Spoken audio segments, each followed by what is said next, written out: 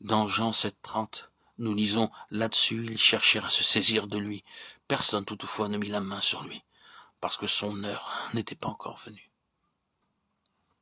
Plus tard, il nous donnera son propre commentaire de cette parole.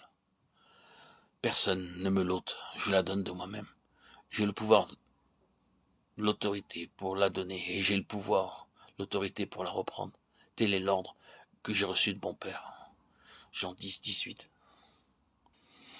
Personne ne mit la main sur lui parce que son heure n'était pas encore venue, l'heure de son autorité pour donner cette vie. La mort du Seigneur Jésus ne devait pas se ramener à un simple meurtre. Le meurtrier, sans doute, est Oazagé, celui dont le Seigneur disait qu'il a été meurtrier dès le commencement, met tout en œuvre pour le faire périr. À tout moment, il fait une nouvelle tentative pour l'amener à sa perte et provoquer sa mort avant le temps. Voyez comment il varie ses méthodes. C'est de la tentation, par exemple. Jette-toi en bas, car il est écrit, il donnera tes ordres à ses anges à ton sujet, et ils te porteront sur les mains de peur que ton pied ne heurte contre une pierre. Voyez-vous, comme il arrange quelque chose pour essayer de s'en débarrasser. Il veut provoquer sa mort en tâchant de le faire sortir du chemin de Dieu. Si le Seigneur avait agi suivant les directives suggérées par le diable, les anges n'auraient pas pu le soutenir. Il serait venu se briser dans la cour du temple. La voilà la fin prématurée que Satan cherchait à provoquer. Mais le Seigneur sut percer à jour ses machinations ténébreuses. Après cette tentation, le diable reviendra constamment à la charge avec ses intentions de meurtre. Mais la mort de Christ, ne l'oublions pas, ne fut pas un meurtre. Sa mort devait être, ce qu'elle fut réellement, un acte délibéré et voulu de Dieu. Par conséquent, non pas une défaite, mais une victoire.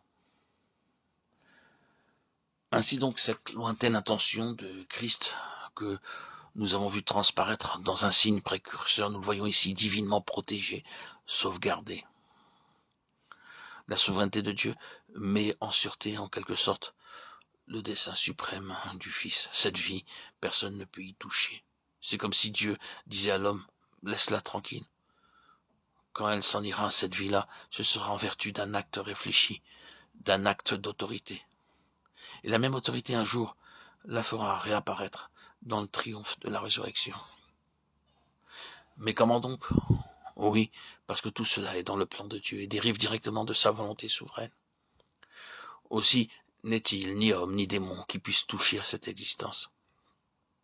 C'est une grande bénédiction, bien-aimé, de pouvoir s'approprier ces certitudes et se dire que pour nous aussi, si nous possédons cette vie et si nous restons dans le chemin de Dieu, il ne saurait y avoir à notre existence de fin prématurée. Tout sera calculé et voulu, quelles que soient les apparences. Les plans du meurtrier échouent et l'intention divine qui, à partie liée avec cette vie, marche vers son accomplissement sans que rien ni personne puisse lui résister.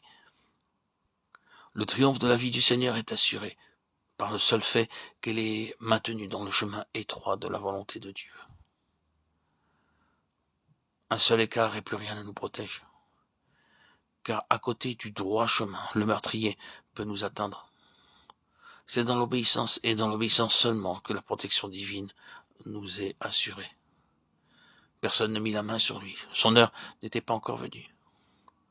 Du côté du Seigneur, il y avait une intention, un but prémédité. Mais pour que le but devint réalité, pour que l'objectif un jour fût atteint, il fallait que l'intention fût sauvegardée en cours de route. Maintenir constamment sa vie dans la ligne de la volonté de Dieu, voilà pour le Fils de l'homme tout le secret de la sécurité.